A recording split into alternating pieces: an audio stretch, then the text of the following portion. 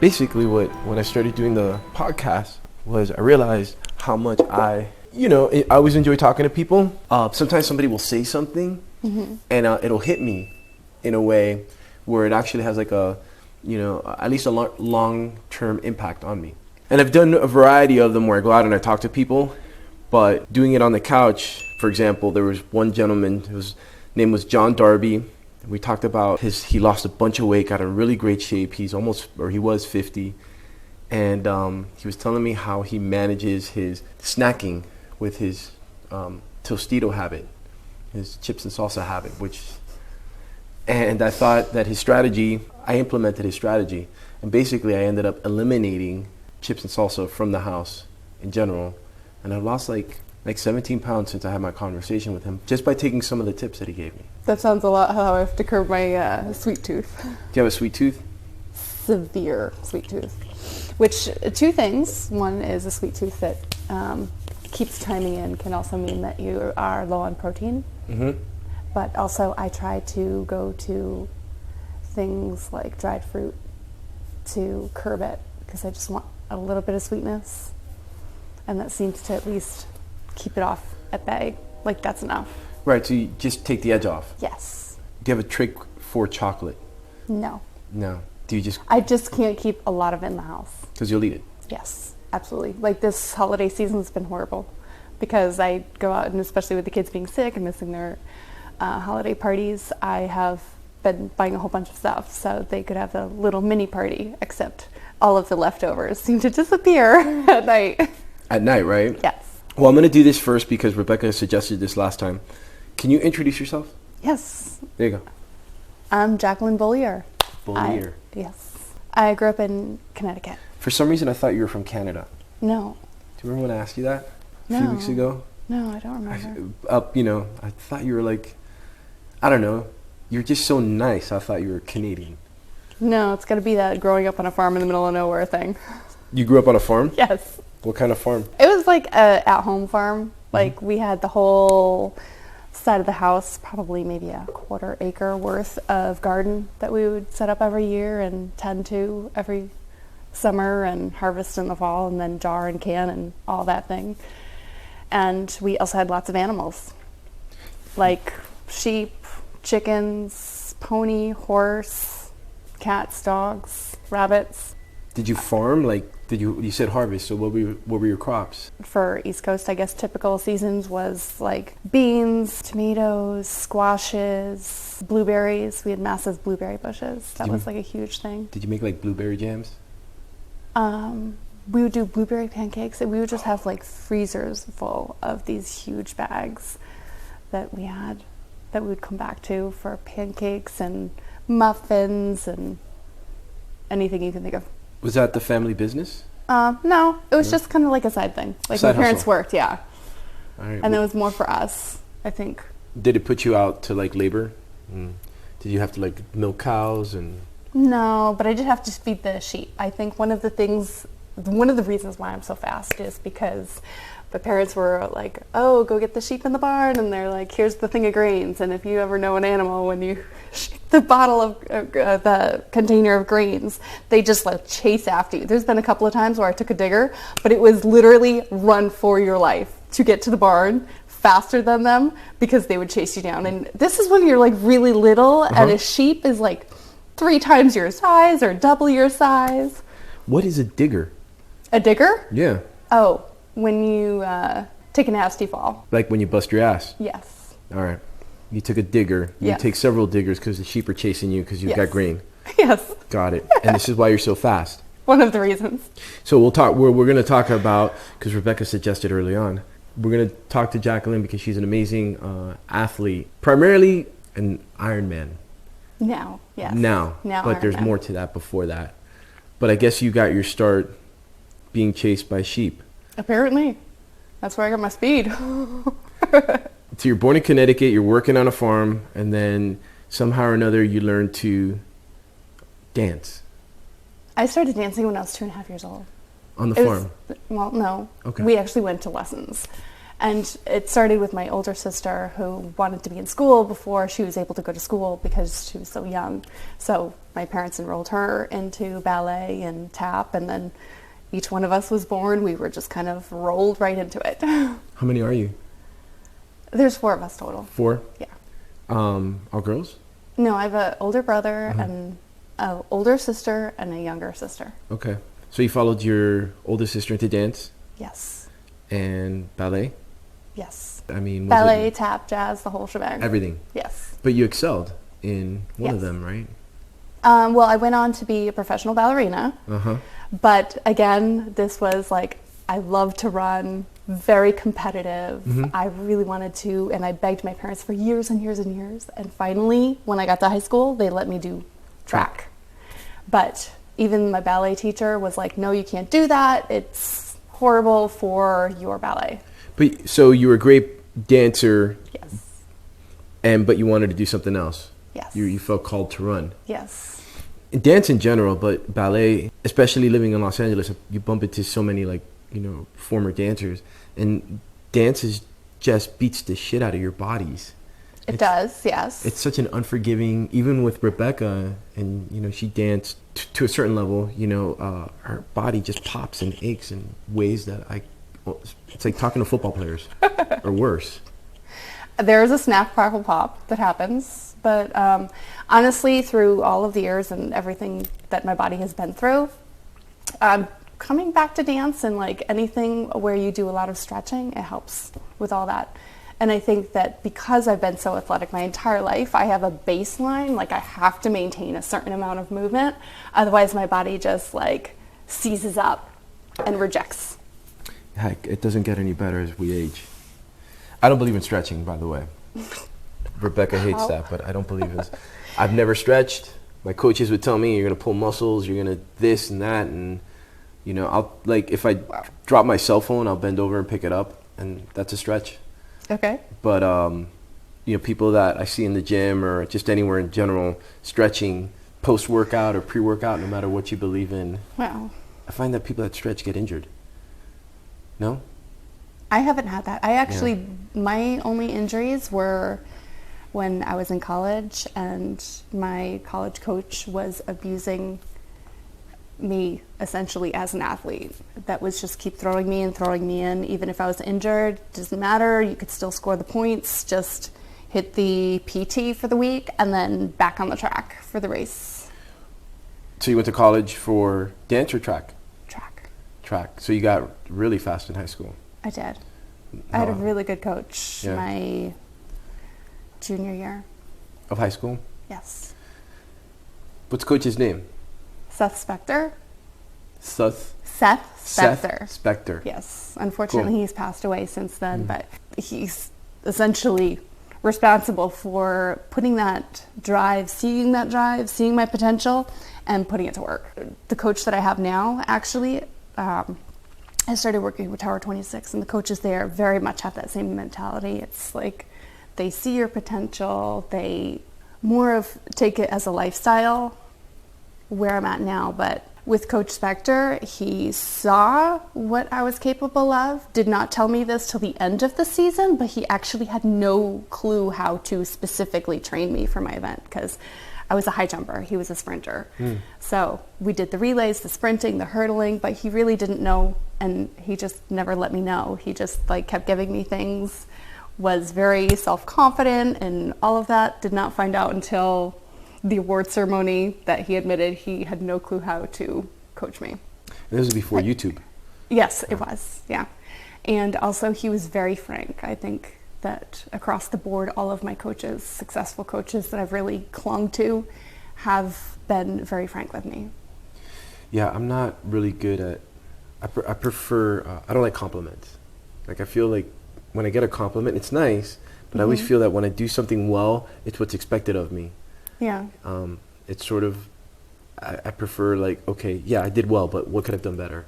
Do you respond better to getting, I don't know, the note criticism rather than the great job? I do like the great job, but I seem to, maybe this comes from all of my ballet, and this is kind of how the ballet world works, is that nobody tells you anything except for when you're really messing it up. So how do you improve though? Because I feel like there's always room for improvement. Like right when you especially like I don't know the best are always looking to get better. Yeah. I've seen you train. Just so you know, like we've been in the same circle, I guess, for a long time, but recently, you know, this real estate thing, it's always an amazing relationship because you work with people for a really intense amount of time. Mm-hmm. And then the relationship, you know, when the transactions are done, you know, it's like everybody goes to their lives. But during that time, I get to see and observe and learn a lot about people. I see you training, and I see you running up the Hollywood Hills, and it's not that she's went on a 5-miler. It's like she's looking at her watch, and she's like, I ran 16 miles today, this morning. And it takes a certain type of person and a lot of discipline to do that. And so when I found out that you were a great dancer, it made a lot of sense to me because most people that have that kind of mental thing constantly are trying to achieve better and better for themselves. Even if you're great at your sport, even if you take the podium, yeah, I'm sure you get upset at yourself, like you could have shaved like an extra 15 seconds off this, or this wouldn't have happened, or yeah. There's a lot of that, which I have to tame, and coach had really put it into me is that you have 24 hours to think about your race. Learn from it, reflect on it. You have sulk, celebrate, whatever, mm-hmm. and then just get back to work. Which coach is this? Your track? I would say Seth Spector would be the first one mm-hmm. that ingrained that, and I just kind of carried it through all of them. Mm. But most of them do not let you just sit around and sulk about it. Right. You got to learn to move on. You do. And no matter what it is, whether it's like a really horrible practice or a race, whether good or bad, you just have to keep going forward. Do you have a favorite race from high school? A memorable one? It would be my state championship for high jump. This is in Connecticut? Yes. And you did the high jump? Yes. The high jump is a vertical with the back flop over. Vertical with a back flop. Where you do the Fosbury flop? Yeah, Rebecca. There's a picture somewhere in the house. I think that was Rebecca's dad's sport. He is way up there. That one? Yeah, where you go backwards. Yeah. And then you have to kick your feet up before you knock over the bar. Yeah. Yeah. That was your sport? That was.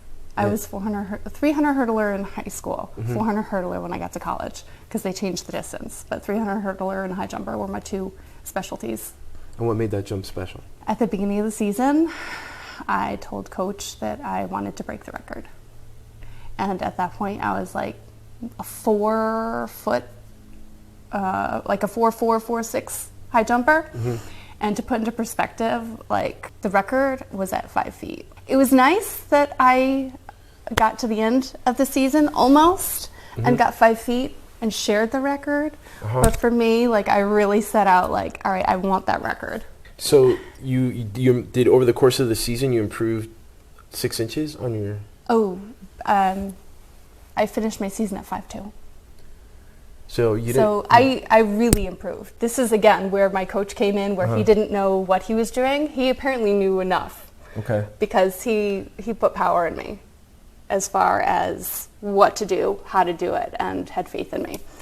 But what stuck out to me was the fact that, especially going up to it, I really wanted that record and came so close to it a couple of times and just like pulled it out of my ass. Literally. I don't know. Can I say that? You can say pulled out of your ass.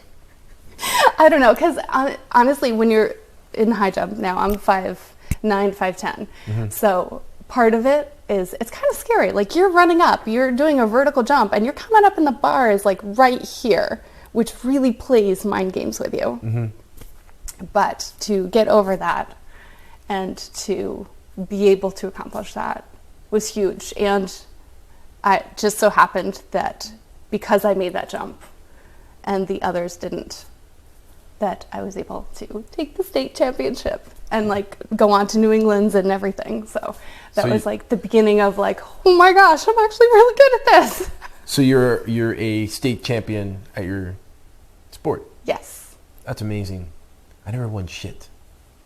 I was a great baseball player, and we never like won like a big championship, and just like, and it must be really cool to win something like where you're kind of more of it's an individual. It is, but also again, this Coach Spector was very team orientated. Mm-hmm. He was very disciplined, very strict about his rules and stuff, but he really believed in relays. Mm-hmm. He played mind games with other coaches to be like, oh, I'm not going to line up my A team, and then all of a sudden we showed up on the line. Uh-huh. But he was very huge into relays as far as it's a team sport and working together, and we would just spend practice after practice doing handoffs and everything, and that was another one that I had won state championship in as well. 2 in that year, yeah. The relay. Yes, Okay. the sprint medley relay. So, but that was a team sport. It was, yes. There's 4 of us on there. Yeah, I mean, I'm all good with the team stuff, and it's nice when the team is out there, but there's just something about first place, and you're standing there alone, and, it's even in sports, right? It's something like yesterday, Argentina won, and Messi is gonna be considered one of the greatest soccer. He was already, but like just yesterday's performance. Did you watch that at all? No. Oh. Sorry. It's okay. But there's just something about not and I always hope that for my son's sake, I've had little great moments, but like to just have that one moment in your life where it's like you put in work, effort, sacrifice, and you get your moment to just stand at the podium and be recognized as one of the best or the best of a collective group. I know people always like athletes, I hate that. I want to thank my team and my coaching and all that stuff, and I'm like, yeah, but you get the MVP trophy. I know it's a team effort, and it's but at the end of the day, it's like there's still not everybody gets that recognition, and it takes a special person. Not everybody's a state champion, right? No. You're like on a short list. It is, but also it's a team. Yeah, it is a team, but also I'm athletically gifted, so that's part of it. And that's true too, but I still see you running early in the morning, and that's not an athletic gift. That's discipline. Hard work beats out talent any day. Absolutely. Especially if talent doesn't work. That's right. I prefer highly motivated people than talented people. I'd rather be surrounded by people that want to win as opposed to people that, I don't know, want to party and just show up 10 minutes before game time. Yeah. So you did this college and you placed, and then what? In college, I fought with my coach a lot, too much. One is I went to college thinking I was going to have a high jump coach. Mm-hmm. They lost their high jump coach, which I specifically really wanted that because especially not really having a good high jump coach other than the one that I had for that one season, mm-hmm. I had nobody to really help me improve. Where was college? Sacred Heart University. Okay. Sacred Heart University. Yes. Okay. But between like getting sick, I got mono, coming back from that, and then I ended up injury after injury because kind of coach pushed me right back into it. Mm-hmm. And then it got to a point where he's like, all right. He also found out I was doing ballet on the side. And he said, no, you got to choose between your running and your dancing. And he thought I was going to choose him. Then you went back to ballet. I went back to ballet. And Really? I was like, all right, you know what? I really want to be a professional ballerina. I heard that crack. Yeah. So you went back to dancing to become a professional ballerina. Yes. Okay, so I'm state champion twice is not good enough. Now I got to go dance professionally on stage. Yeah, I love to dance. I still love to dance. I really can't do it now. Can you like groove? I mean, you can groove. Oh yeah, I can Yeah, like okay. groove and whatever, but Okay. my body can't take the abuse of being a professional ballerina anymore. Yeah. I had a very serious car accident that ended that. So you went back to dancing. Yes. So how do you go back to dancing? What is that? Do you just join a company or you just sign up at Oh Arthur no. Murray or? Yeah, it was just go to the local studio.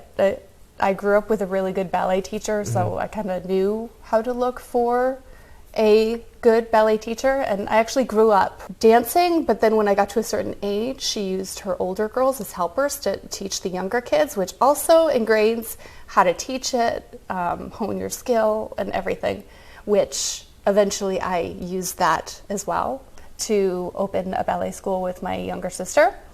And halfway through college, I owned a ballet school with my sister. So you're a teacher as well? Yes. And you're training for, so I don't. I was juggling everything. You're what? I was juggling everything. I was going to school full time. I was running. What were you studying? Initially, I thought I was going to go into like PT or athletic training. And then I switched gears and went for psychology and English. Okay. And both are really good. PT is good, but psychology is, big with athletes, I think, and just trying to figure out life. Did you graduate? I did, yeah. And with a degree in psychology and English? Yes. Okay. And but it wasn't really like, I went to school and my parents like really were like, you got to go to school, you got to get a degree. And I was like, I'm not really going to use it because I just want to dance and I just want to do all this creative stuff. And so I got my degree. You got your degree. I was going to college. I was at a high school, at a high school, I got drafted to play professional baseball, and I had a falling out with my dad over baseball. And then I was like, I'm never going to play baseball ever again. And I just stopped playing, and I went back to school. And I remember I was in college, and I kept flunking out of college. And I was taking, I failed theater, I think 2 or 3 times. Theater. Because I wouldn't show up. And Miss Martin, when I was flunking the 3rd time, we were doing a play, and I was the lead in a play. It was a 2-person play called The Wool Gatherer. And so there was no understudy. It was just me and this lovely girl named Stella. And the school came to her and said, look, his grades are horrible. He can't do the performance anymore because my grades were really bad. Oh, no. And she just said, well, there is no understudy. There is nobody else. If he doesn't do the play, we shut down the play. And that means all the stage people and all the other people that worked on this production, it gets shut down. So they let me carry on and do this play. Miss Martin looked at me one day and she said, because at that point I was like, I'm going to Hollywood. I'm going to be a movie star and all that shit. Yeah. And Miss Martin just said to me one day, she said, you don't need a degree for anything you want to do. And I was like, what? She goes, you don't need a degree to be an actor. You don't need a degree to do movies. And I'm like, really? Because I was like, I don't need a degree. She's like, no.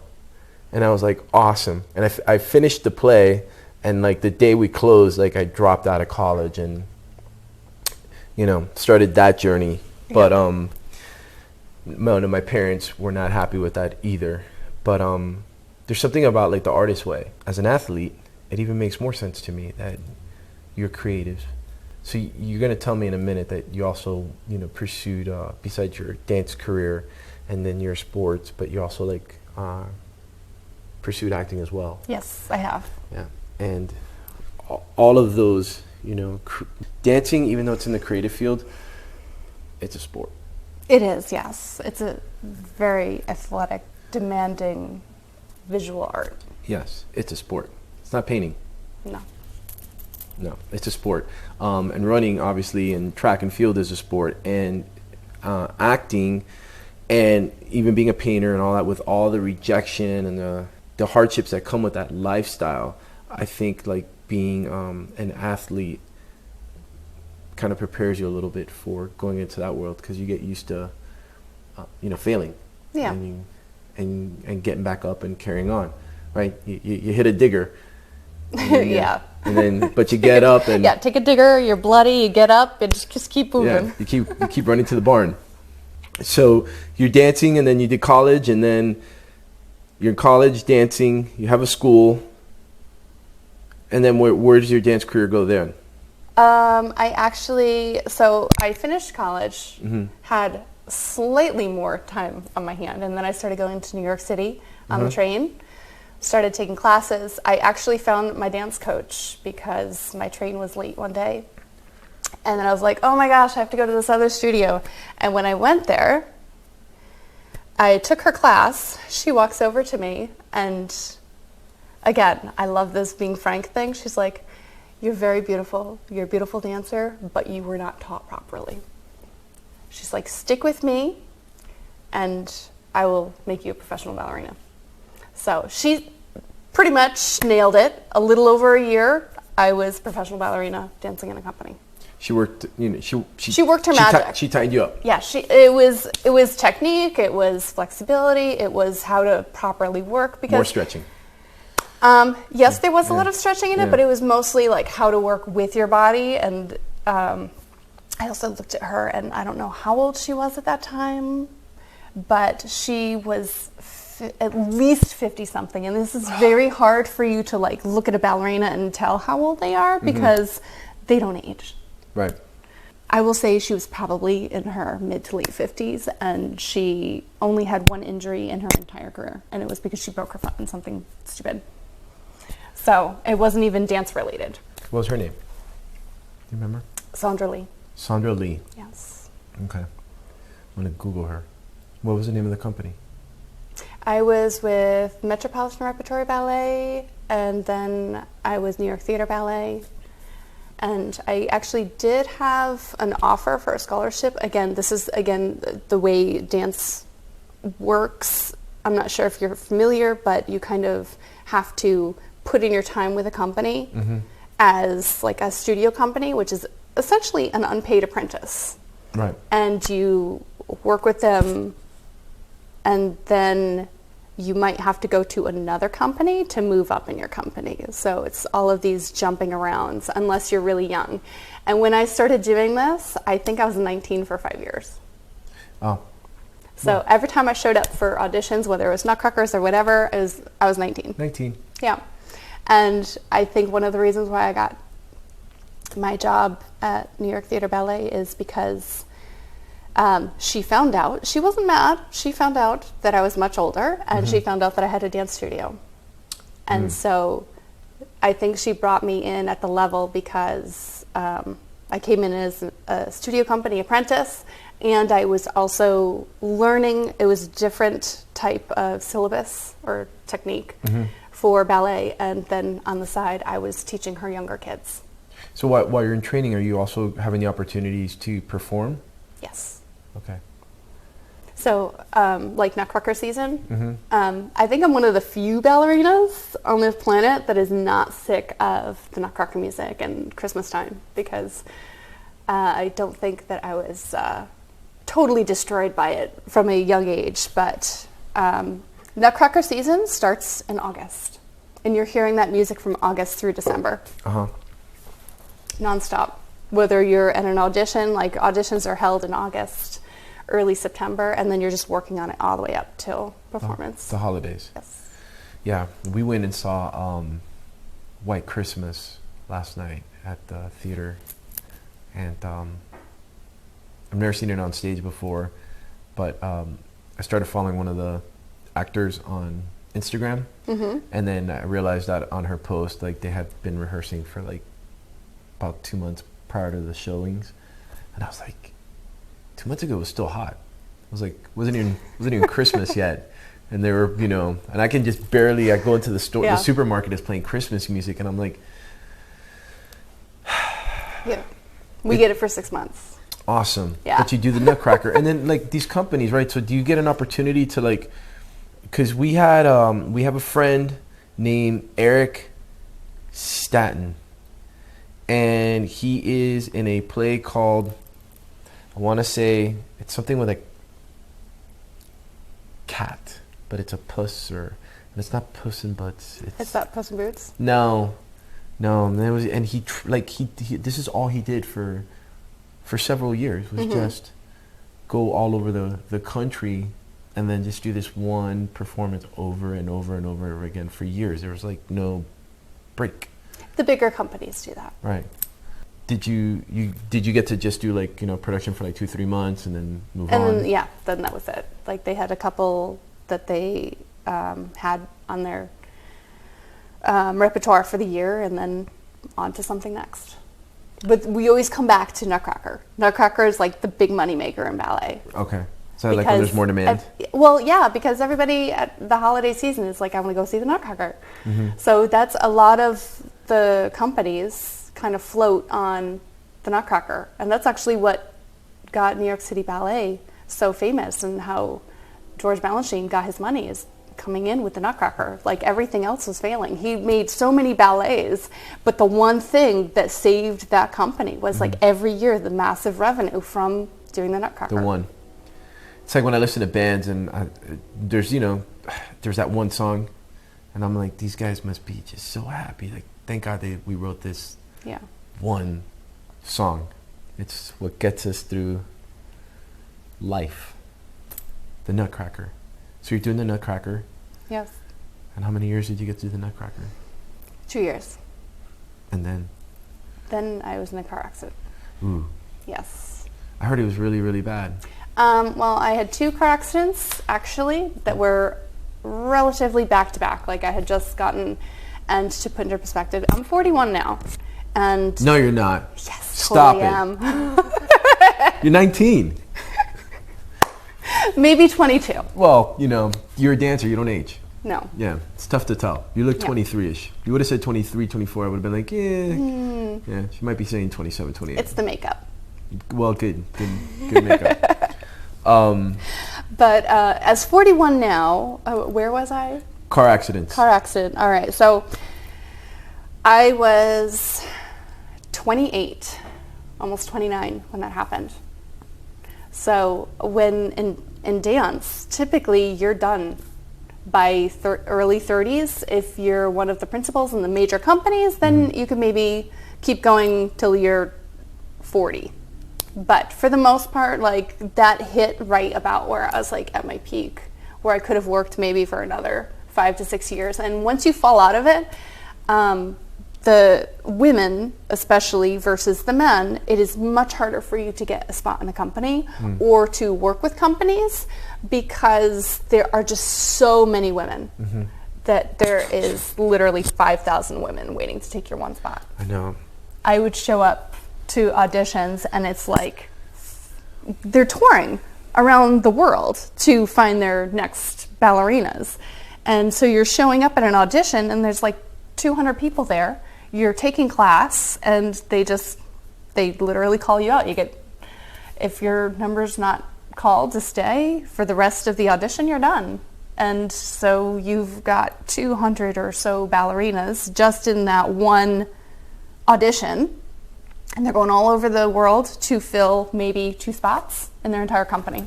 Women in general, I think, and especially in the art, like the acting world, I'm always like, the older I get, the more opportunities I feel that I get.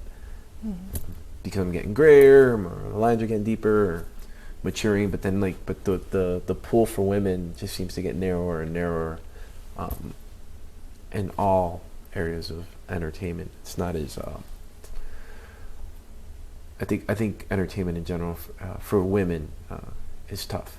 Their lifespan is like, it could be a little bit more, and I don't like, you see movies where like, I know he's 53 and I know she's like 19, like a real 19, and she's playing the love interest, and I'm like, there's gotta be some 50-year-old women out there that are perfect for this part, and that it would make me feel a little bit more comfortable sometimes watching things where I'm like, this just would never work.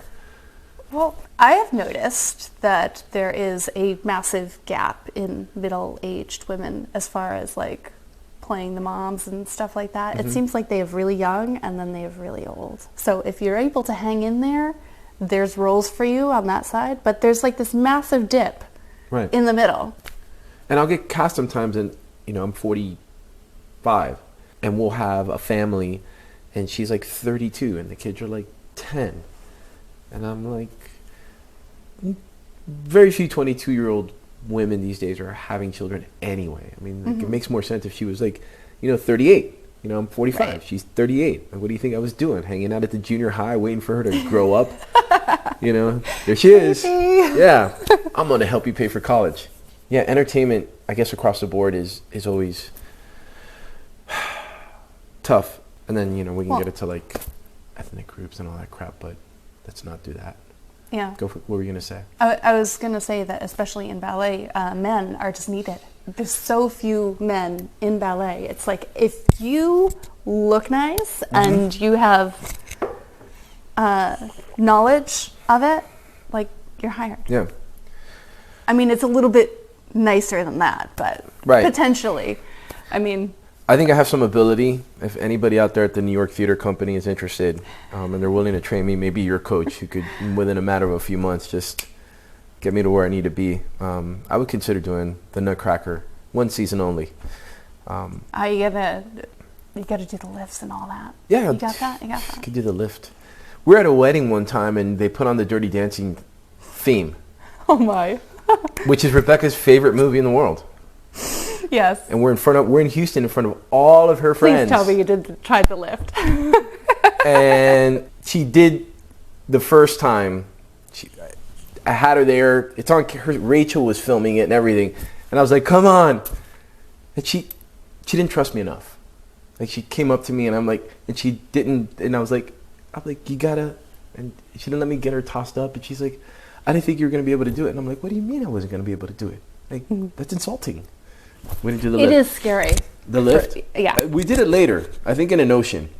But, it's like, sometimes you gotta, the moment in front of her friends, and I'm the old guy in the group. All her friends are, they're in their 30s, and Rebecca's dating the old guy, and he can't do the lift. That's what they're saying about me right now. No. But seriously, those lifts are scary. I mean, there was a couple of times where I got tossed in the air and you go from one position to the next and it is just like I would just drop straight down. Yeah. And it's all because I didn't go from one position to the other trusting my partner, which you can get very hurt, by the way, not trusting your partner. Sure. But it is really scary being way up there. Absolutely. I mean, these cheerleading competitions are crazy. What these kids are doing, being flipped up in the air by other kids, and they're on a floor. They've got a spot here and a spot here. Did you watch the documentary Cheer? Did you watch any of that? It's about a Texas, the number one cheerleading team out of Texas or college, I think, and it's brutal. And these girls are just they fall, they break a bone, and they tape it back up. That's like the ballet world and too. And then they come back out and they're like, let's toss again. And I'm looking at that going, that you're gonna need some surgery and some stitching and some steel plates, I'm sure. But she's gonna wait till after the season is over in order to get the work done. Yeah, one of the dancers that I worked with had a stress fracture, and he just he confided in me, but he didn't make a big deal about it. He just continued to dance on it for the rest of the season. He didn't want to get thrown out of the company. He didn't want to lose his visa. He didn't want to get replaced. Yeah. So you do what you got to do. Yep. That's why I was saying in the beginning, dancing, just to everybody that I know in the dance world, they all crack. Yeah. Everything hurts. And there's no, it's like going into your triathlons, right? You're in the ocean. If you're on a bike, you can kind of coast for a minute and going downhill and, take your, stop pedaling, catch your breath. Or if you're running, maybe slow down or even fucking walk. But when you're out in the middle of the ocean and you got another mile to go, there is no, you can do this, but I mean, it's exhausting. And you just got to push through it. Oh, there is a serious fear in me of sharks and stuff like that too. Oh, yeah. That's why I don't swim with goggles. I don't want to see. All right, I like the blur in the water. Oh, well, I have lenses, so I don't get that luxury. Yeah, God. Rebecca swims with the goggles, and it just, I could see too much. It scares the shit. Even the little fish, they just scare the shit out of me because I know big fish eat little fish, and I'm like... Right, and you can't tell if you're the big fish in the water or if there's a bigger fish coming out. And I feel like I perform better if I don't know what's underneath me. I think the adrenaline keeps up, and I'm just paddling through. I get paranoid. I think I saw something. I start getting faster. Don't be the slowest swimmer. No, don't be. And I try to stay in the middle of the pack, somebody to my right, somebody to my left. And, I know it's probably not nice, but sometimes I'm in the water and I'm just thinking, please just, Rebecca really wanted to do the swim, so go after her first. I didn't want to do this. We're on vacation. Yeah. and she wanted to go swim in the harbor back and forth and do a mile, God. and I'm like, I didn't want to do that. So your car accident, you had this horrible car accident. Yes. What happened? So you had 2 of them. I had 2 of them, yeah. They were, I think, within like 5 months of each other. I had just gotten to the point where I was like, all right, I can go back after my stuff. So, but did any of them put you out? Like, the first one was like, again, this is before distracted driving was distracted driving. But the first kid was distracted by the other kids in this car, and he rear-ended me.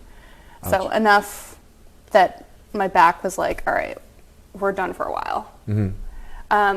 Going through PT and all of that, then I was just starting to like really get back to, all right, so I can now run and maybe start to dance. And actually during that period of time, I was doing also a lot of modeling and acting as well. In going New York? to sets in New York, Okay. yeah. So one of the photographers that I was working with was like, I'm going to move to Los Angeles.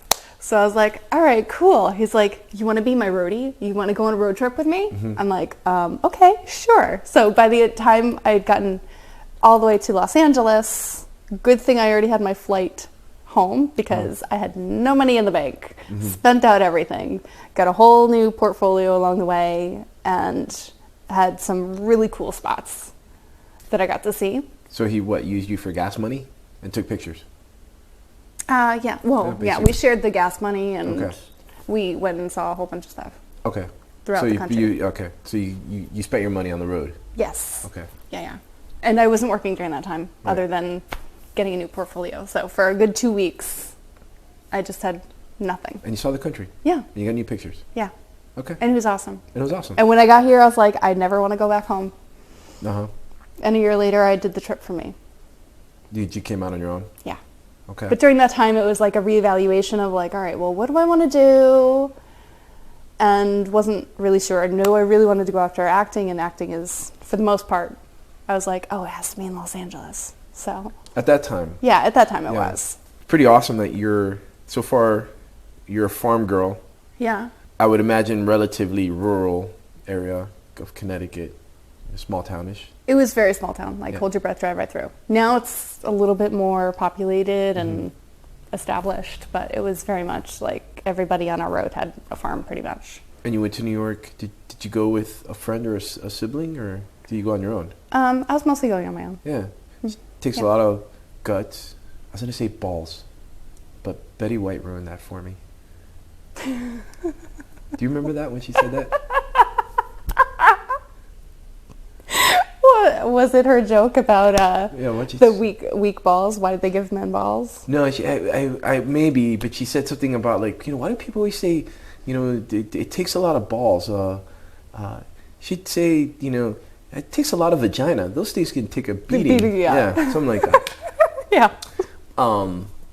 It takes a lot of vagina to go on your own from anywhere, but you go to New York, which I go to New York, and it's, for me, I've been in LA and I'm from Miami, Florida, but I go to New York and it's like overwhelming. I mean, I'm in Manhattan and it's like, holy shit, you can't see the sky. There's people everywhere.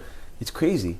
Oh, I love it. And by the way, New York did try to kick my ass a lot of, got my wallet stolen. I've got my share of issues of it, tried to beat the shit out of me, and came out alive. Yeah. How many years did you do there? A decade. Yeah. Yeah. I was there for 4 days. I grabbed it. I was like, no, I don't want to be here. I don't want to be here. It's not for me. It's too much. These buildings are going to fall on top of me. They look like they're going to, the skyscrapers, they all look like they're going to fall on you. Yeah. And you did 10 years in New York. Yeah. And then you just were like, I'm ready to move to LA. Yeah, I've kind of always had that I wanted to be on the West Coast. Mm-hmm. But when I was applying for schools, my parents are like, no, stay close. Yeah, New York and Connecticut's right there. So, what's that experience like? You're going to come out to LA and It was weird. I think that actually moving out here, a couple of my friends nailed it. They don't know anybody else who could move all the way across the country to LA and sleep and have more time on their hands.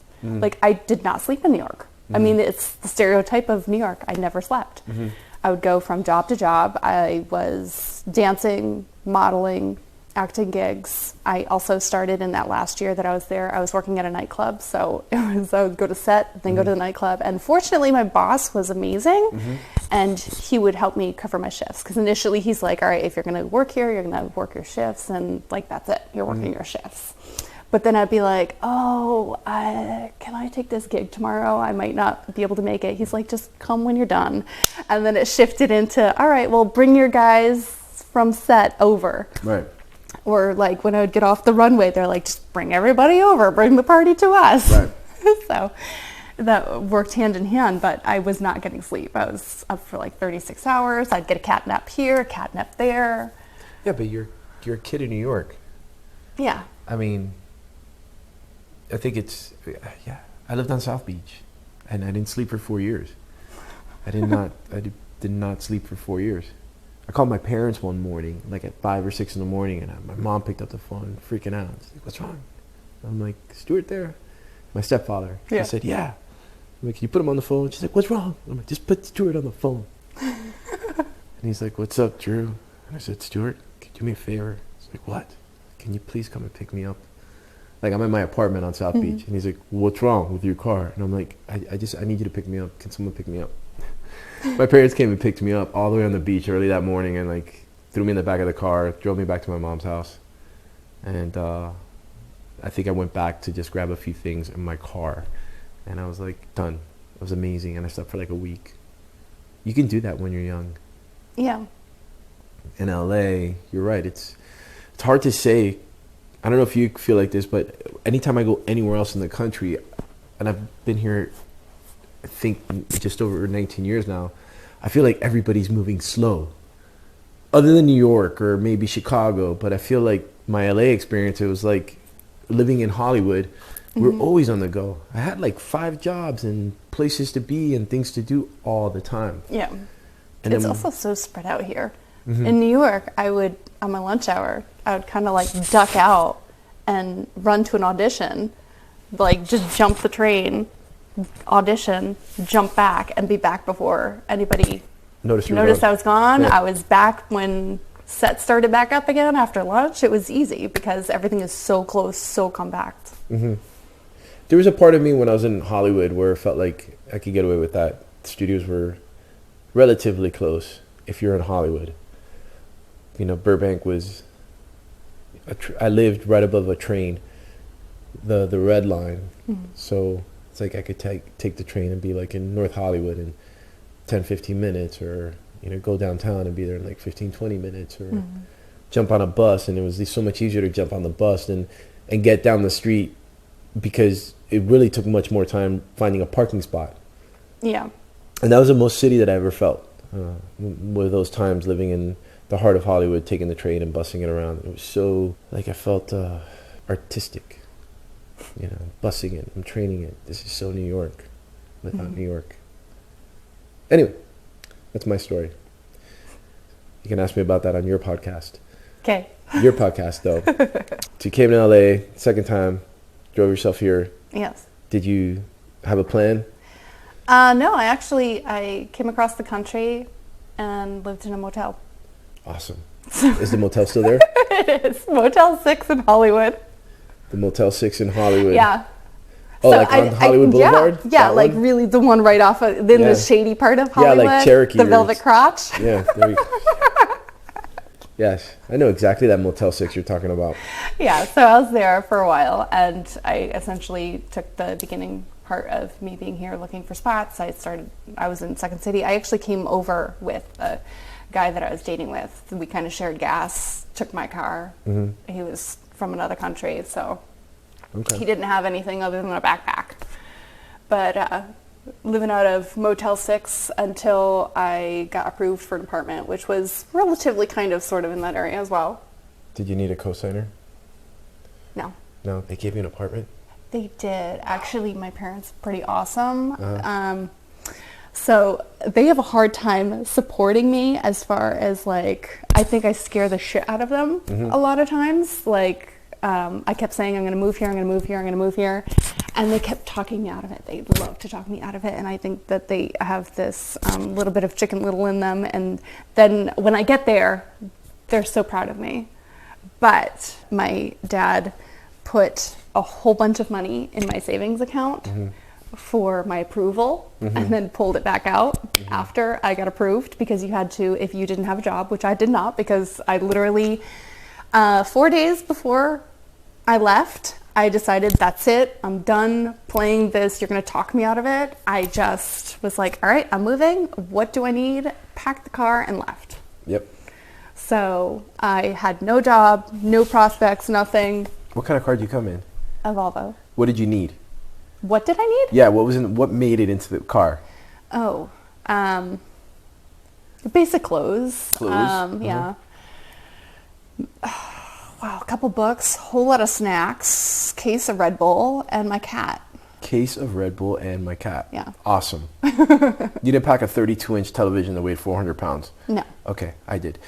No. That's for your podcast stuff. Oh, I did, because at that point I was doing a lot of my own like directing and playing around with stuff and making sketches, is that I brought my camera equipment, my MacBook Pro and all that. What year was this? 2008. Awesome. So you get out here, Dad puts money in, you get an apartment. Yeah. And now you're in Hollywood. Yeah. And you don't know anybody. No. You're going to figure shit out. Yes. What happened? Essentially, I was already studying comedy and improv. So, at Second City?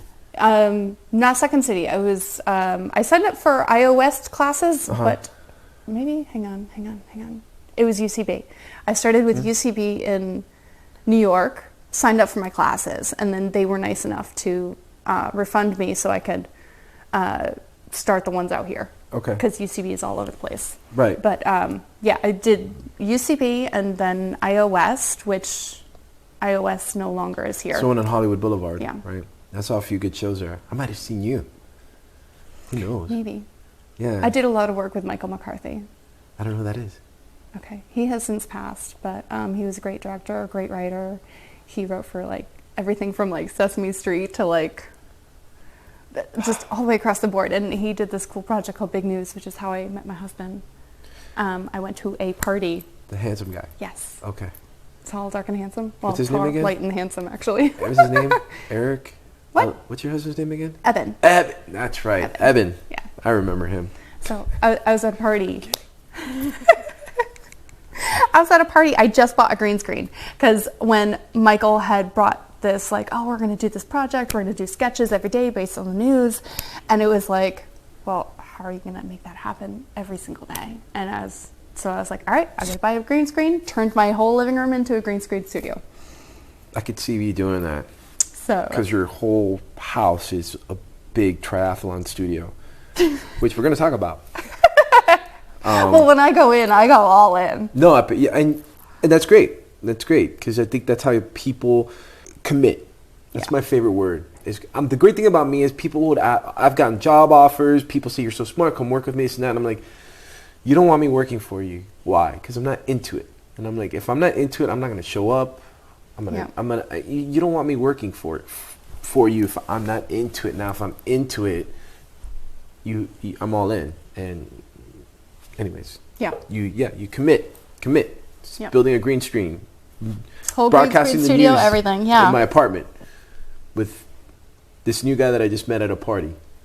Evan. Yeah. Well, actually, Michael McCarthy, I took classes from, and he is amazing. He actually guided. He also worked for SNL.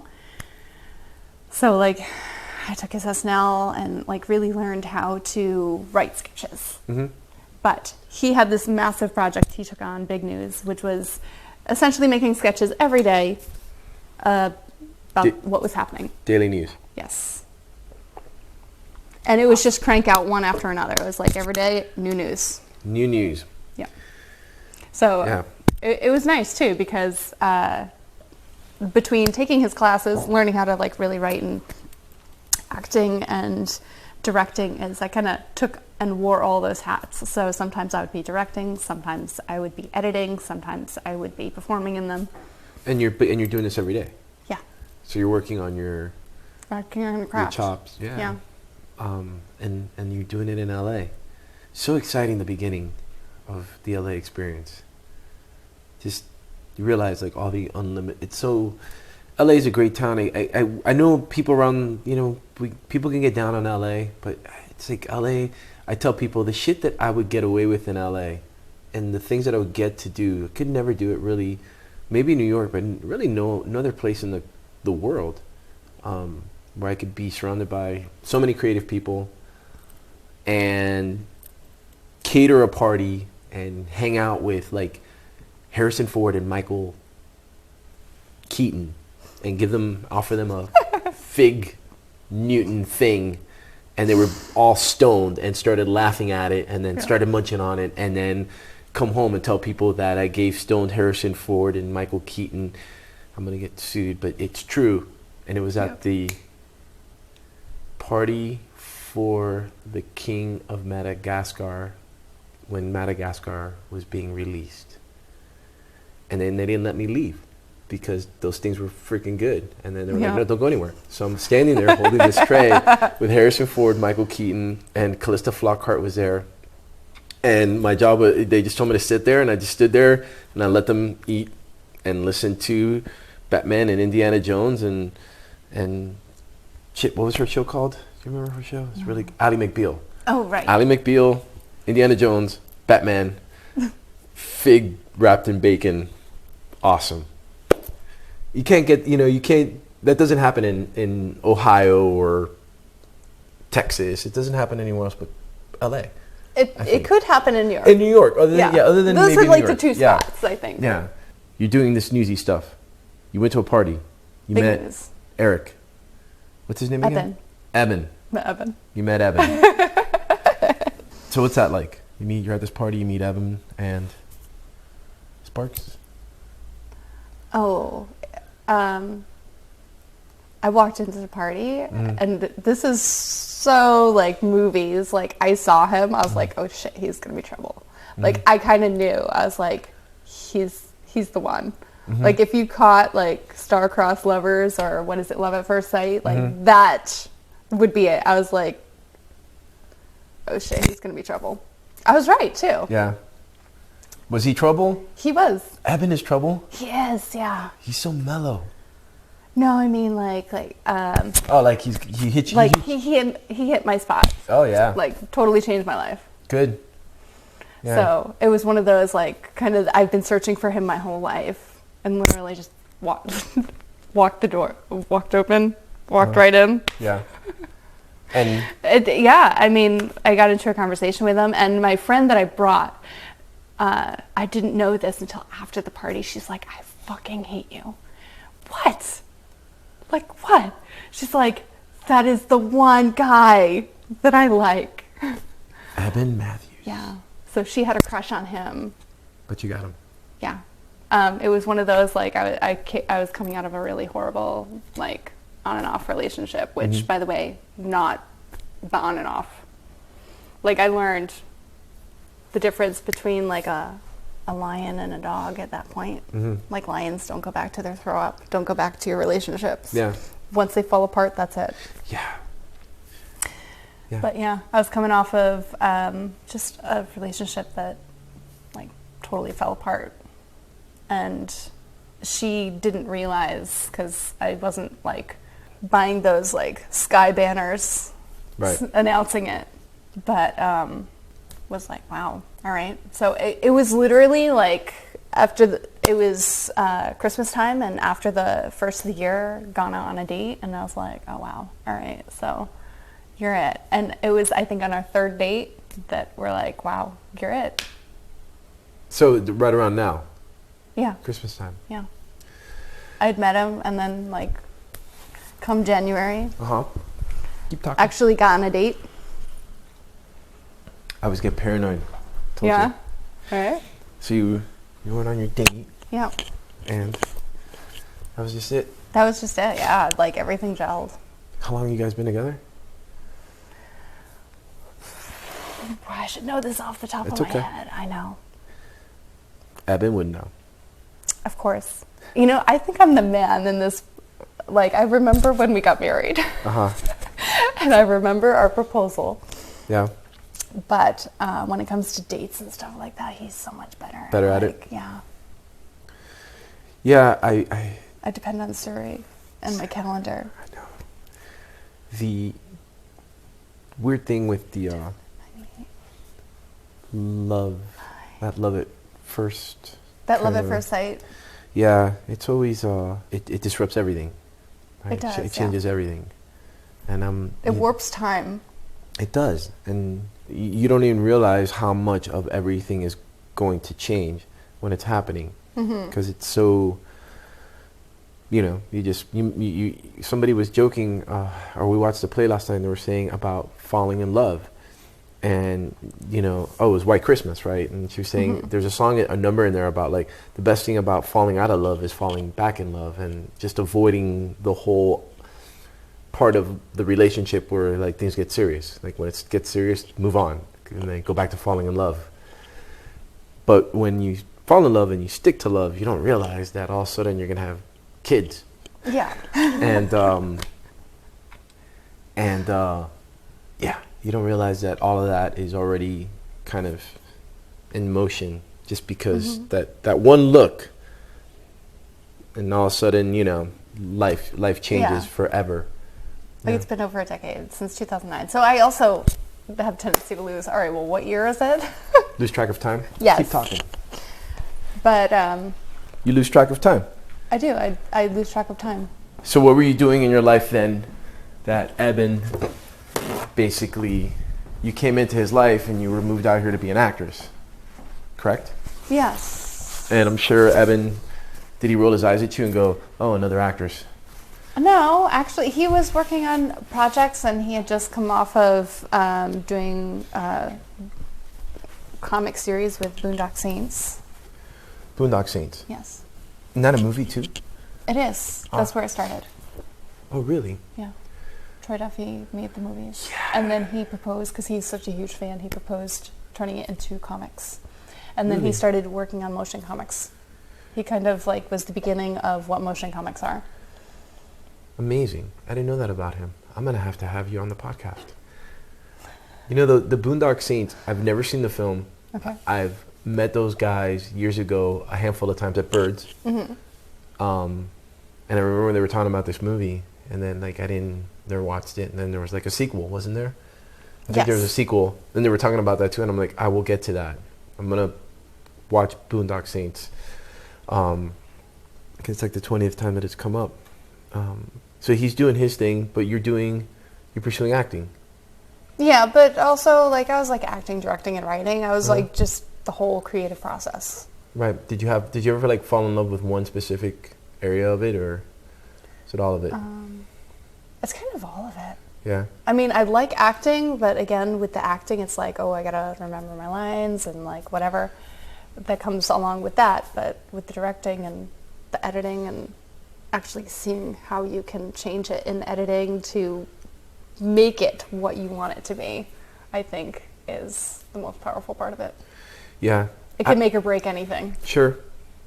My favorite part is I just want to act. I tell people I've tried writing, doing production, and it's just such hard work. Mm-hmm. And I'm repeating lines that somebody wrote for me maybe 10 years ago. Somebody thought about this script a decade ago in my words, and it took them 10 years to get to this point. And all I got to do is show up. Mm-hmm. Everyone's nice to me. I get a trailer. They give me food. I sign a paper. I'm going to get paid. Somebody knocks on my door. They walk me to set. I hit my mark. I find my light. I see my line that somebody took 10 years to write. Mm-hmm. Director says, awesome, you're done. I turn around. I go home, and everybody's still there on set.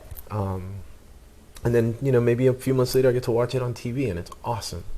But production work, I find it so hard. And I'm always so grateful to everybody else. I'm such a happy guy on set. Mm-hmm. Thank you for writing this. Thank you for hiring me. Thank you for having me. Ooh, we have steak for lunch. Sounds good. Can I get a medium rare? Absolutely. I would say for all those reasons, I love the acting part of it. Yeah. But I also, this is me. I love a challenge. Yeah. So I love the nitty gritty of it, to do all those other things.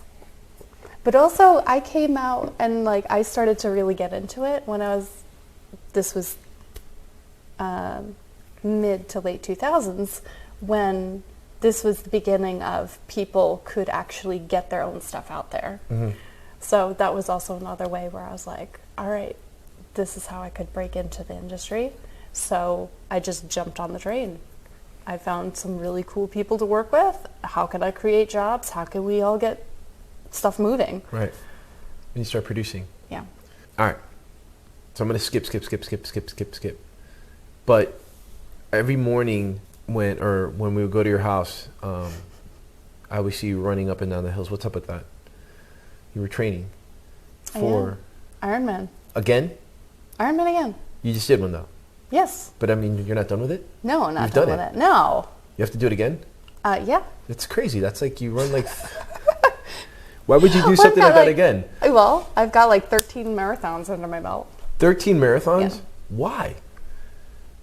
I love it. You love it? I love it. How did you... I'm good at it and I love it. And I Yeah. think I love it more because I'm good at it, but also it's just, as far as like all of that is concerned, it's just time for me to be a better version of me.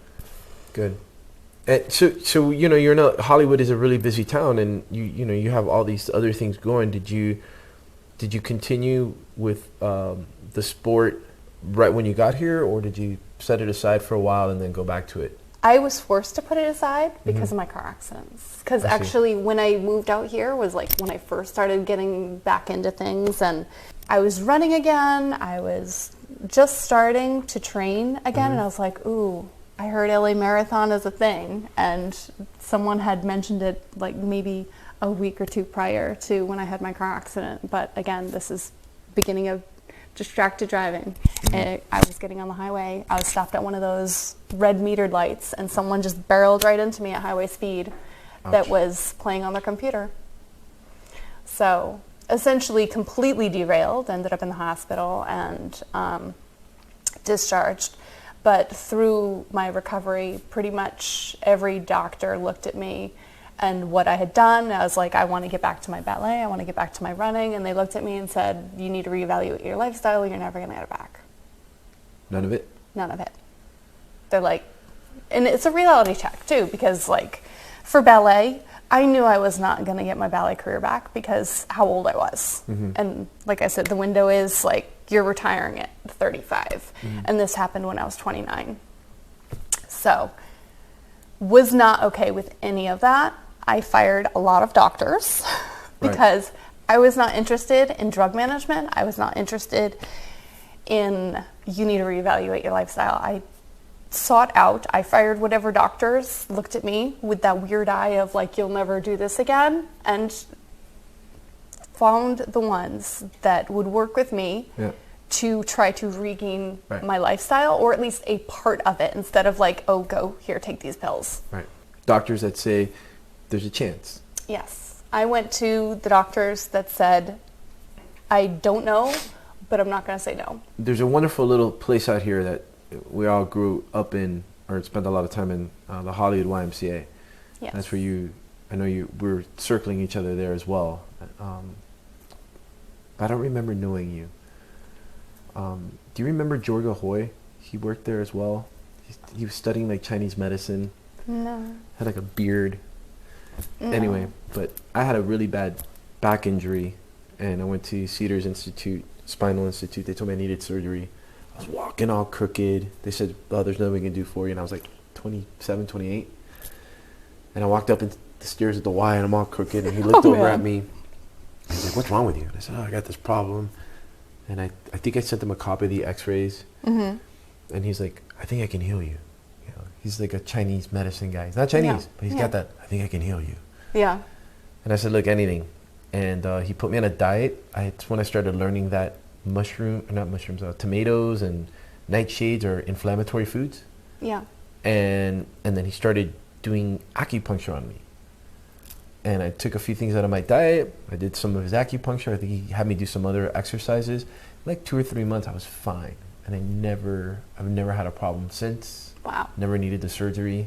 And that was kind of the first time where I looked at medicine and I was like, nothing against doctors, but like just because you're a doctor doesn't mean you have all of the answers. Yeah. But I digress. I essentially spent years rebuilding. How many years? I would say initially it was 2 years, like rebuilding the strength and everything around my issues, because I still do have permanent issues with my spine that I have to be super careful of. I have a loss of flexibility, range of motion. I have things that go in and out of place. And initially it took me a couple of years to like kind of get that to a point where I was going to PT, increasing mobility, finally able to like, all right, maybe now I could go for a small run or start working out again to like really get that baseline to move forward. And then from there, which again, this is an amazing part of my husband, is like he kind of saw the wreckage, all of the pieces of eggshells, and he's just like sitting there with tweezers and a piece of glue and just like slowly putting it all back together. So I would go to my PT appointments. I'd be like, give me homework. I want to improve. I've got somebody who can help me. I would come home. I would teach Eben what I needed to do. He would spot me and help me, and then go to my next appointment and rinse and repeat to rebuild all of that. And so if my accident was in 2009, 2011, no, was it 2012 was my first LA marathon. Took me almost 3 years. To get back? Yes. Just to get back? Just to a jog? Yeah. But it wasn't a jog. I did LA marathon, like qualified for Boston. No, I know, but during your injury... It was 2 years before I could start running again, yeah, to jog. Right. And it took me another year of like really working to get that physical endurance and be able to have my body take that beating to do a marathon. So you did your first marathon in 2012? I think it was 2012. 2012. You have to go through all your medals. I know. They're sitting in a drawer. Oh. And then like the biking and the swimming, does that kick in after? Okay, yeah. So after my car accident, I was just into marathons. Like I didn't even know Ironman was a thing. And my sister had vaguely, when I was in college, had mentioned, she's like, oh, I'm doing triathlon, whatever. Well, she invited me to her very first full Ironman distance.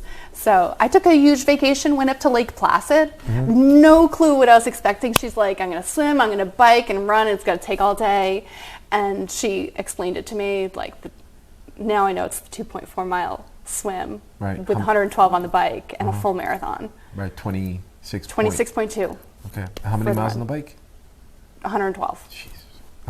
So it's 140.6. Right, like miles. the stickers. Yes. It took me a while. I was like, what the hell are these people with these stickers? 140.6. Yeah, it's Ironman. I thought it was like a radio station on the AM radio. Or yeah. Like, 140.6. Love that station. No, it's a sticker that they hand out to crazy people. Yes. You have to earn it. Yeah, you I can get that shit on Amazon. 140.6. Yeah. I'm Kona. No, my BBs. Oh my God. These distances, I've never heard of them either until I started dating Rebecca and Rachel, and they were into this thing. Yeah. I mean, I've heard of it, obviously, but like not.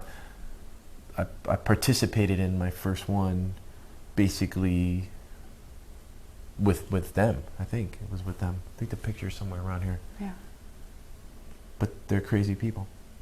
Yeah. Anyways, so like they're two crazy sisters that do races, and you and your crazy sister are doing crazy races. Yeah, Okay. but she invited me to her first full Ironman, and I was like, what is this? And I showed up the day of. I was like, holy shit, I need to do this. Like I was still recovering from my car accident, and I was like, I'm going to do this. Yeah. These are my people. Where have you been? So, wow, was it another 2 years to get there? But I got there. But were you already swimming and like casually? So I grew up kind of swimming. I used biking in college. I used the bike for rehab and also the pool when I was injured. Essentially, I got injured and coach was like, all right, you're going to 5 a.m. swim team. no clue what I'm doing. Right. I'm just doing strokes in the water. No clue what I'm doing. And by the way, that's another reason why I got a coach right now. Right. 'Cause I'm a good swimmer. Like, I'm a little bit above average, but I'm going after the world championship. Like, I'm like all into this. Great athletes have great coaches.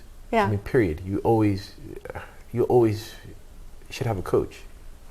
Yeah. I think. I mean, people tell me, oh, I don't have coaching, or I don't have a mentor, or I don't have, like. You need one. To me, it's like you sort of, you disconnect yourself from like more possibility and more improvement. And which I've done pretty good coaching myself up to this Right. point. Like, when I did my first half and my first full Ironman, I realized, like, wow, I have real potential in this, and I'm chasing after the world championship. So now, after having another kid and a pandemic, and now I'm able to have the time to get back into it, first things first, I found Power 26, and I need a coach. Malibu. Yes. Got it. Did you say you have kids? I have kids. You have kids? I have kids, How many kids do you have? 2. 2 kids? 2 kids. Are they yours? They're mine. Came out of you. Yeah. And you do this marathoning and swimming and biking and training? Yeah. So you're a wife, a mother, and I'm an Iron Mom. And unbelievable. Yeah. How do you have, I mean, so you never see your kids? I see them. Do you? Yeah. I mean, when? Well, I try to get my training when I'm not in bonkers schedule mode. I try to either do my training before they get up. What time do they get up? They're like me at the crack of dawn. They usually hear me on the bike or something, and then they're up. But, So what time are you getting up to train?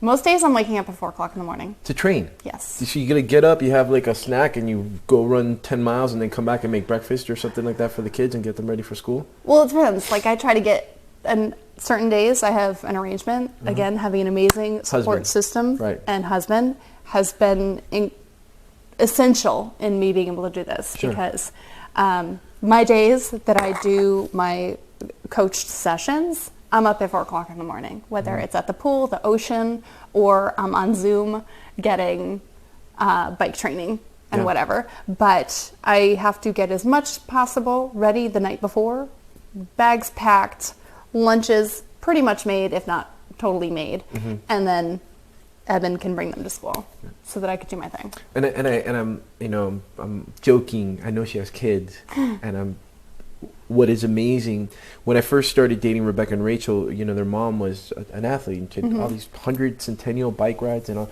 and she would tell me these stories about her mom training and get up 3:30, 4 in the morning, go do her training, and then come back and then go about her life, because work or family and things like that. And then, if she needed to get more miles in, she'd go out running at the end of the day. Yeah. And I'm like, that just, It sounds takes a very, bonkers, but it takes a very special person to, there's so much discipline, right? And it's a lifestyle. Yeah. And to do it and be a mom, and your kids are lovely. And, and you're great with them, and it's you have this whole full life during daylight hours with them, and then you're essentially training in the dark. Well, I wish I had a treadmill. Don't have the space in my current place at the moment, but I am, for running, constricted by daylight. But I could do my strength and my bike, and, the pool, it's open. There's lights. Right. But for the most part, I try to get my training in either before or after bedtime. And I've also noticed that if I lay down for story time with them, I'm not getting back up. Right. Like, there's certain little things about that. And then if they're at school, if I have a workout that I can get during the day and then I have before and after, I'll do that. So I try to rearrange my schedule so that I can get everything in. So what is, when you wake up in the morning on a run day, how many miles? It would depend on the day? It depends on the day, because some days, like say for Tuesday, I'll have about an hour to an hour and 10 on the bike, and then I change my gear 1 minute, and then I'm out the door for my run. And then you go run. How many miles are you going to do on the bike? And then it doesn't really, it's a workout, so it would range probably, I would say I'll average 20 miles an hour, just to give it an even number. So 20 miles on the bike. And then you go outside and run. And then I go run for like 3 or 4 miles. just to get the miles off the bike, because you got to train for that transition. Right, the transition sucks. I learned that. Yeah. It sucks. But you got to train for it, and then it doesn't suck so bad. I don't train. The girls were training. I'm like, I just want to place. Yeah. And then, but I didn't realize the respect. The swim wasn't so bad for me. Getting on the bike wasn't so bad for me. It was getting off the bike. Yeah, because you're kind of like running with cement shoes. Yeah. So you got to get used to that. Yeah, it's like my legs, and running is like the part that is my favorite part. And I just remember, like, I did the Olympic distance. So it was like, I think it was maybe like a mile swim or just under a mile. Yeah, it's about a mile swim. However many miles on the bike. And then I had to run 6 miles after. And those 6 miles were just brutal. They're hurt. You know, every step I was like, I've never felt like my legs got to where my legs would be feeling. No, after the bike, it's a totally different run. Yeah. Do they ever mix up the events? Like, is it always the proper ways to swim the bike? They have a reverse one. I've never thought of doing that because me personally, I know that swim hates running, but running loves swimming. And for me, it just makes sense to always go in that order because I don't want to drown. I see. Because if you think about just at the very basic level, swimming is you're in water. If you get tired, there's nowhere to go. That's what I was saying. Swimming is unforgiving. Yeah. So I would like to start there. How many Ironman have you completed? I've done a half and 2 fulls. And you recently completed a full. Yes. So do you like, now that you're only participating in fulls, I feel like once you've done the half or you've done the full, like you can't really do the half. No, I'm totally doing the half in April. You're doing a half too? Yeah. It's just part of your training. So actually I'm fortunate enough, I just made Team Zoot. What is that? Team Zoot. Zoot is a triathlon brand. Okay. They sell so you're like sponsored? All gears, yeah. So yeah. And they've got a bunch of sponsors that kind of like rotate in with them. So I'm with Team Zoot, and then they've got a bunch of other additional sponsors that sponsors the team. And it's Team Zoot? Yeah, Zoot. Oh, Zoot. As in like Zoot suit. Zoot suits. Okay. Except this is triathlon Zoot. Okay. And so you're working with this team? Yeah, so I'm on the team kind of like as a brand ambassador, and just show up race day, head to toe in Zoot. So like if I want to buy a wetsuit, I go on the website and I put in your code and I get like my wetsuit. You get a cut. I can't share my code. I can't even share it with my husband. No, not like that code, but like so that you get credit. I don't know how that works. Oh, no. Okay. No. Do you have like your own line? Like, I want the Jacqueline. No. Okay. No. They have like their team. We all wear our team outfit. Like it's like we're on a team. They're all over the world too, which is really cool too. I know how much you like the team. I like the individual. It's the individual that works together as a team. And I'm also on the same team as my sister. That's actually what got me. She was on Team Zoot, and she's like, "You should apply." Is she in LA? No. No, she's East Coast, Connecticut. Okay. So you guys have the ability to sort of compete against each other with your times. Yeah, and we're also technology has come so far. I mean, we do our rides together too, because on Zwift, which is it's a smart trainer program. It's essentially a video game that has like you can put your workouts into it, and then your avatar moves to whatever. So that's where I get my coaching too. Is we do group workouts together through Tower 26, but also I can do my weekends. All right, so gonna do a long ride together, and I can just virtually meet her and then just FaceTime or Zoom with her and train with her. Yeah, it's nice. It's technology. I'm so, even when Enzo's with his mom and I'll just like FaceTime him and he's like eating. Yeah. What's up, Dad? I'm like, you doing all right? Yeah, okay. I mean, that's the extent of the our conversations are like 9 seconds, but I see his face. I know he's okay. And being able to train, I guess, is she your biggest like competitive rival? Not in a bad way, but you guys obviously compete against each other, yeah? Oh yeah. So my first Ironman, I found out I'm a faster swimmer. I came out of the water like 15 minutes before her, which is like huge. She is a stronger biker. She also has the very expensive built from the ground up for her size bike, and she actually just got a new one too, so now she has 2 of them. And I'm totally envious of that, because I've got just like average intermediate bike, because it's probably, bikes are so expensive. it's like the price of a car. Yeah, no shit. I could buy a car. My Mongoose was like $200 when I was like a kid, and now there's like, you can't even buy like an entry level, these tri-bikes. They're like, they start like at $3-4 grand. I have a intermediate level road bike that I put aero bars on, and it was about $3,000. Yeah, and like that's the entry level one. Yeah, that's like, I'm okay. Yeah. I can do okay with it. I can finish my Ironman, and I'm not working my butt off because I'm carrying lead. Yeah. But I try to make incremental gains where I can. Like, I've got the coach for my physical ability. This year my investment's going to be in power pedals, and I'm changing from mountain bike clips to the triangular clips because you have a better power exchange. So, and I also got the aero helmet this past season to just shave off like a couple watts for each overall. Right. So wherever I can make the gains and afford them, I try to bank on that. Right.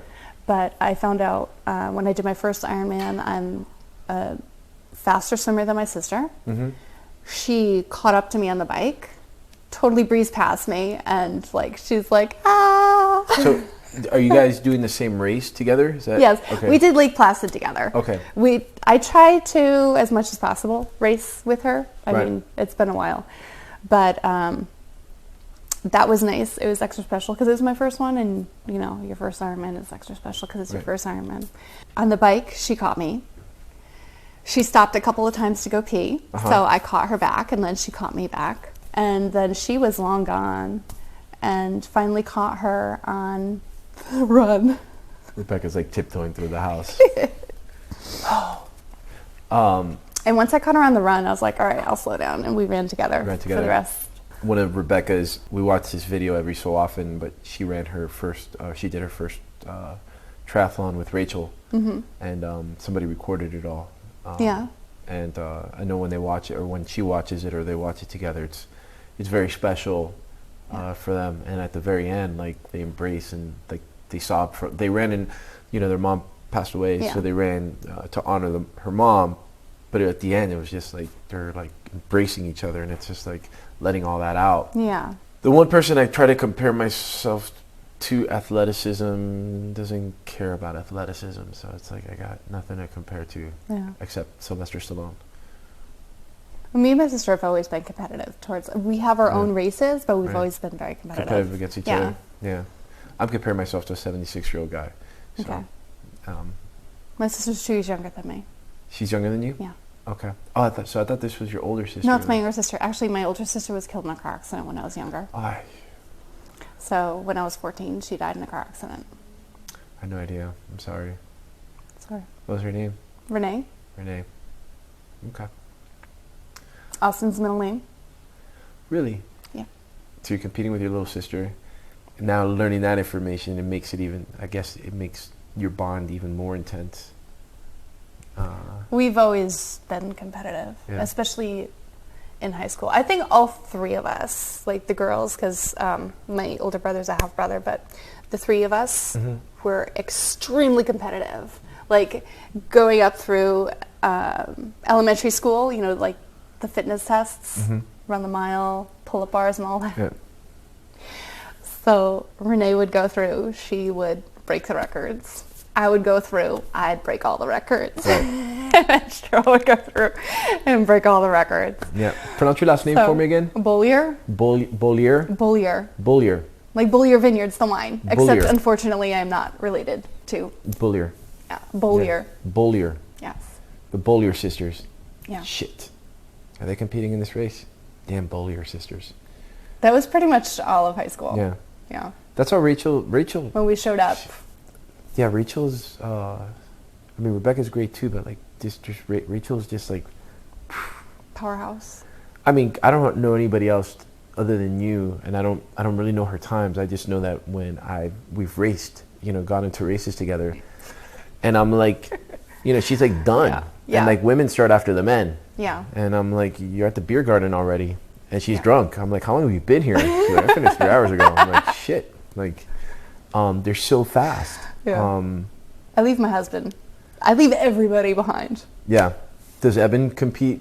Or he's done like a 5K with me, Yeah, but that's that's it. We used to go running, and it was nice when we had little kids that fit in strollers, because first it was like I was pushing the stroller and he'd be able to run, and then soon me and often would just be off.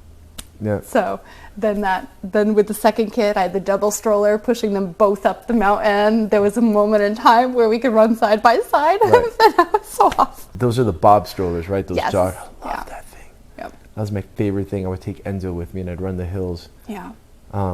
Speed work in disguise. Yeah, well, listen, I'm not built for speed. I'm built for beer garden. I just like to finish. That's my whole thing. Yeah. I don't run with a watch. Rachel, Rebecca, they run with watches. They're constantly looking at their watches and times, and I'm like, I just want to finish, I know that if I'm swimming and I get to that thing, I can make a right. Yeah. The buoy, that's right. I hit the buoy, I make a right, I'm on the sand, I get to my bike. People are rushing to get out of there. I'm like casually changing out, getting my shoes on, and That's pedal free out. time you're wasting. Oh, I know. My gosh. And then I spot a photographer, and I'm like, Hey, what's up? Yeah. Slow down, get a good shot.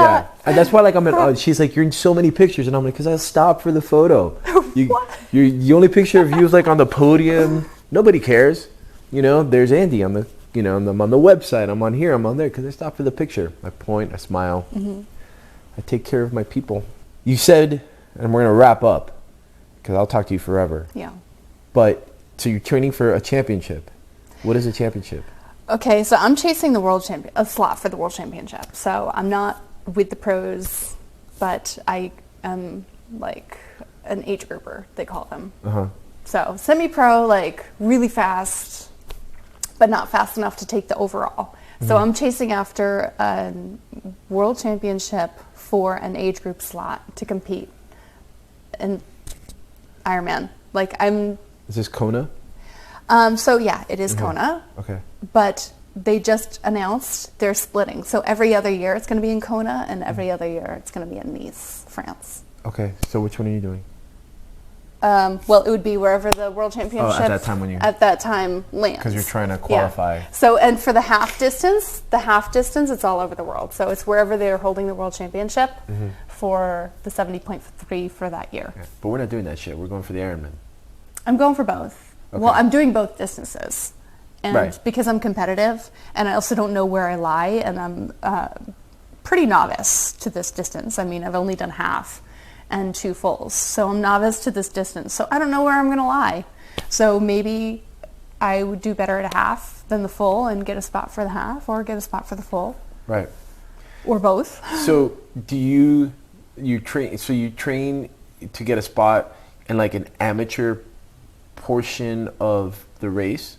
So the way that they do World Championship, you have to do Ironman brand race for that distance, and then they have slots allocated through each of the races. So say they have 50 slots, they'll have, for my age group, they'll have 1, maybe 2.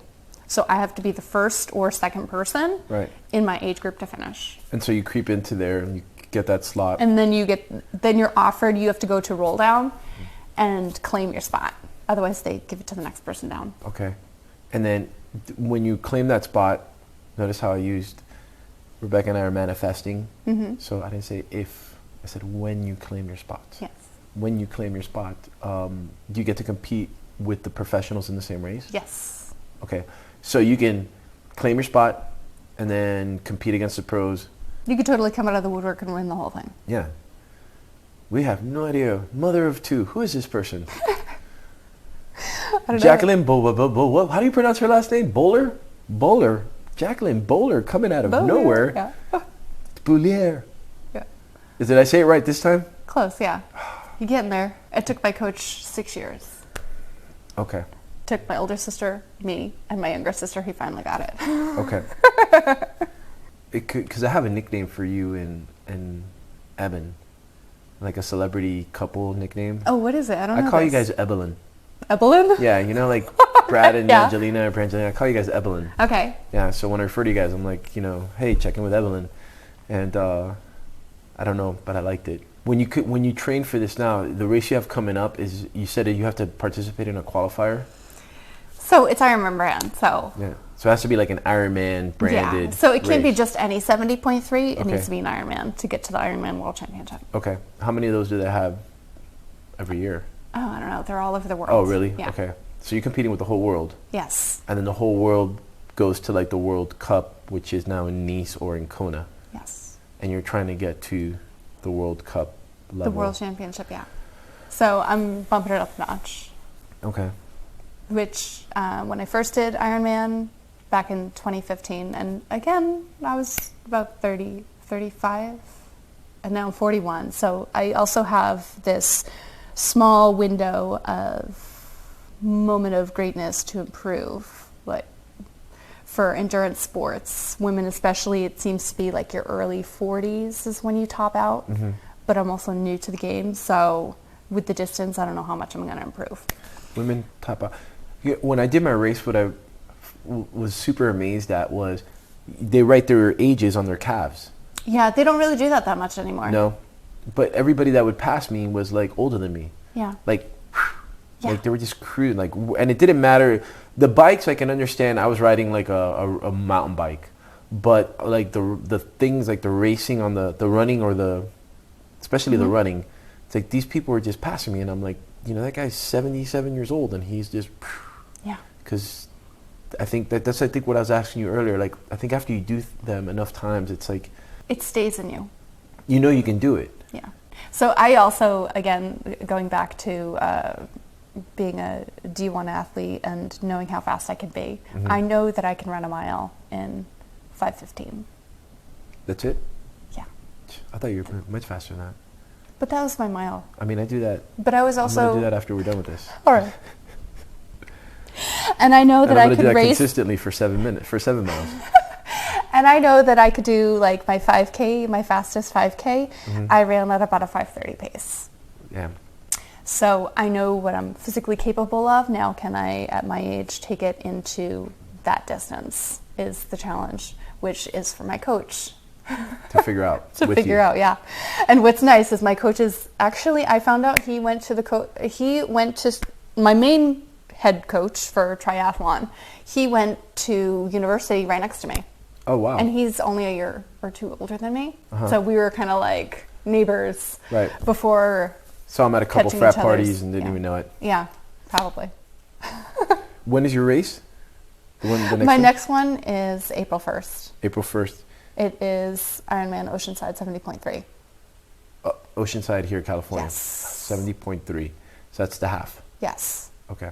And then I have another full Are you- lined up for Ironman California, which is October 22nd or 23rd. I don't remember. Are you doing the LA Marathon as part No. of your training? No, you're going to skip it? No. I'm doing Mountains to Beach, which is in Ojai, Okay. which is one of my favorite ones, although they just changed course, so it might not stay as my favorite one. But it's a nice, like, rolling downhill with a couple of hills. Okay. Is there anything you want to say that we didn't get to I don't know. It's in a He's- whirlwind. besides, you know, how incredible your husband is and supportive? It is so nice when you have somebody that, like, everything that's good in my life, I always tell everybody, it's like, Yeah. kind of happened the day I met Rebecca. Yeah. I don't tell her that to her face. Because she gets all, I told you. You should listen to me more. But having a good partner is so important. Yeah. I love that you guys, seeing you guys and seeing your, you know, I know how hard it can be with the kids, and I know how hard it could be with your sport, to be that in sync with each other's needs. It helps me. So I was telling you earlier, like, talking to people Yeah. about what they do, it kind of helps me to be like maybe a little bit more patient at home, less of a dick, more understanding if she's telling me she needs to do this, you know, okay, I'll take care of this, I'll take care of whatever needs to get taken care of, go do your thing. By the way, your videos on TikTok are hysterical. Thanks. What's your TikTok handle? Jack365. How do you spell that? JACQATTACK 365. 365, because year round. Yeah. It's year round. Yeah. And are you on any Instagram or anything like that too? Same thing. Same handle. Same handle. Thank you for coming all the way out here. Yeah. And did you have fun? I did. Yeah. You sure there's nothing else you want to say? This is the moment. It's just so important to have a good support system. Yeah. And coaching. And coaching. Like coaching is, I would say, being able to go in there with natural talent, I have learned like the value of a good coach.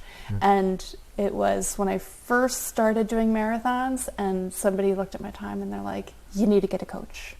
And I've pretty much been self-coached all the way up to this point in all of everything. And doubling back, I also, because my sister does everything that I'm doing, so she has more experience, especially when it comes to Ironman, that I'm like, so what are you doing? But then when she got a training plan, I was like, oh, maybe I should actually try and figure this out. And then I was stopped. Send me the training program. Like, do you copy her stuff? I mean, no. Share ideas? Well, initially I was just marathon training and just kind of like threw in some long bikes. And all of that was like low quality training for what I'm doing, which is, again, why I got a coach. Right. So I found them, and now every week they just dump all my stuff into Training Peaks, and I just do it. And then closer to my races, I up my mileage, because the level that I'm currently training at would probably get me through a competitive 70.3, but definitely not enough mileage for the 140.6. Right. So I know like 3 months out, I will be upping my mileage. Yeah, in my ego, I'm looking at the LA Marathon and thinking, I can muscle through it.